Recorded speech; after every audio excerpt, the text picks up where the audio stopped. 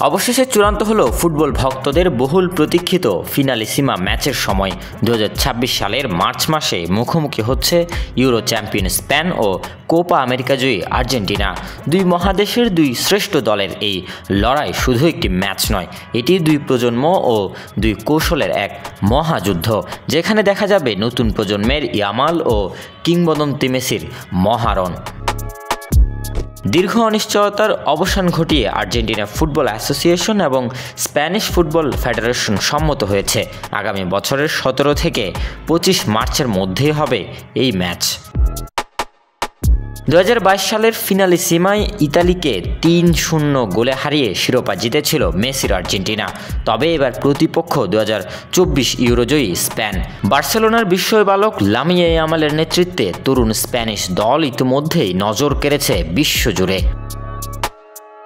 UEFA, CONMEBOL, FIFA এবং উভয় দেশের ফেডারেশন মিলে আয়োজন করছে ফিনালিসিমার দ্বিতীয় সংস্করণ। প্রতিযোগিতাটি প্রথম চালু হয় আর্তেমিও ফ্রান্সি কাপ নামে। শেষবার এই ট্রফি তুলেছিলেন আর্জেন্টাইন কিংবদন্তি দিয়েগো ম্যারাডোনা।